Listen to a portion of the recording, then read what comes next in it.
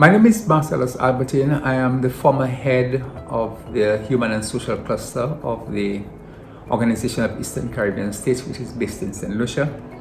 I'm currently retired, but I continue to serve the organization as technical advisor in matters related to education generally, but more specifically on GPE-related matters. I have been with GPE since 2015 when members of the Organization of Eastern Caribbean States became members of the Global Partnership for Education, and those countries, Grenada, St. Vincent and the Grenadines, St. Lucia, and Dominica joined the Latin American Caribbean group of countries to become members of the GPE. I have been the group's focal point ever since, and indeed I have been the communications focal point for the Latin American and Caribbean group of countries. I currently serve the group on the Grants and Performance Committee, and I am also the group's representative on the Knowledge and Information Exchange Advisory Committee.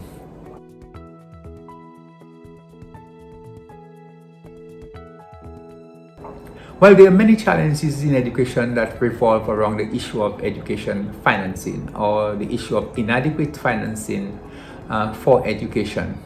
And in that sense, GPE has helped to bring its own set of resources, although not significant amount, but through the process and the partnership arrangement, it has helped to unlock financing that is available from other partners. For the multiplier funding, for example, a considerable amount of funding is now available for member countries. But I think what is significant is that GPE has helped countries provide more or additional financing to support education, based on the model that at least 20% of the education budget should be of the national budget should be devoted to education. So in a sense, there is generally a greater level of financial support to education through GPE.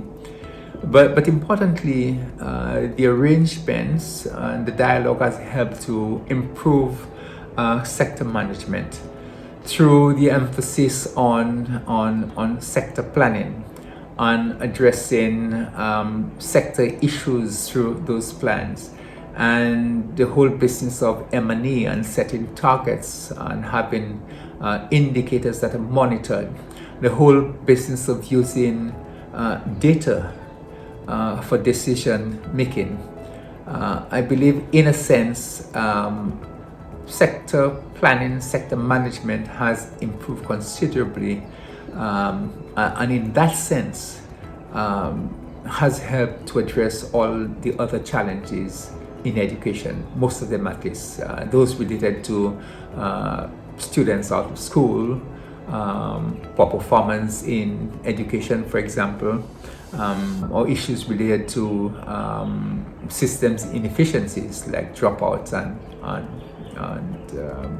repetition and those things. So generally, those broad issues have helped to address the specific challenges in education.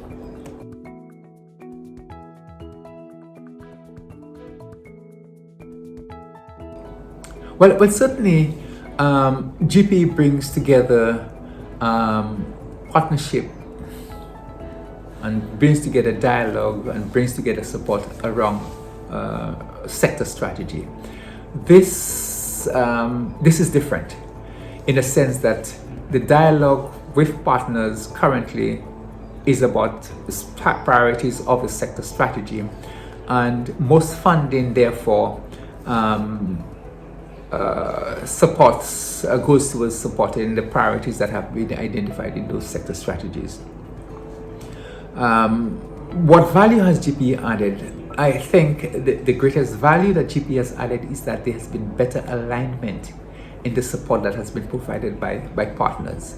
No longer do we have a situation where partners, that is IDPs, come in and say, well, here is a certain amount of funding, and usually those funding, or previously those funds related to the IDP priorities and strategies.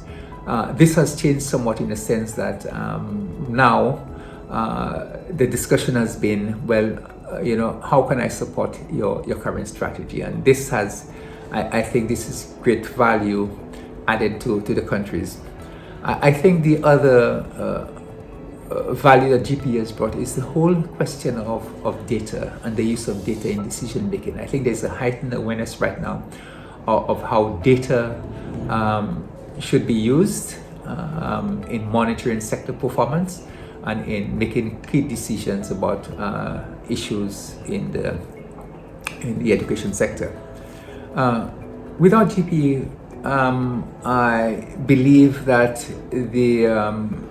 there would not have been the level of information sharing that currently occurs between DCPs.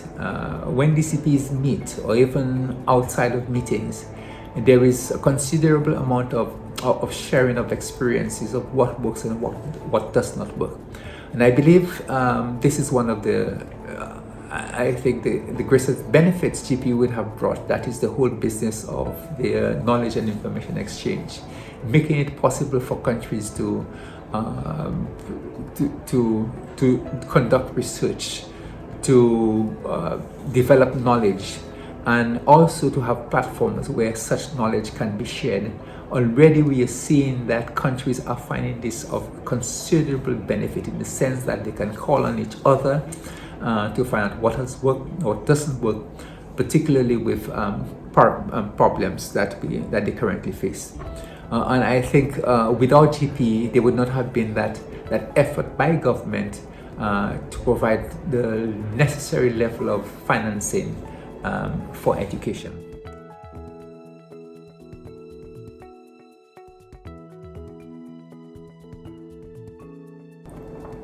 I believe one of the biggest lessons is that we ought not to leave out any critical partner in the education dialogue.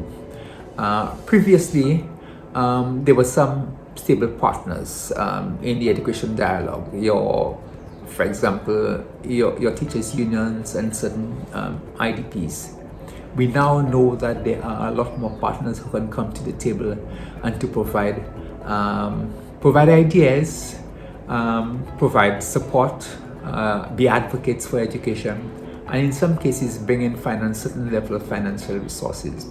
And so we have learned that certain foundations, mothers and fathers representatives, and other civil society organizations, the teachers' unions and so on, they do add considerable value in the ideas that they bring. And GP has taught that lesson, that we ought not to leave out anyone in the policy dialogue. And I believe too, the whole business of the technical advice that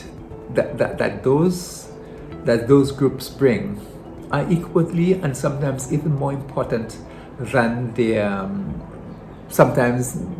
financial support that is being given by partners and others. And so for us, I think the biggest lesson is that the broader the participation in the policy dialogue, the more the countries stand to benefit.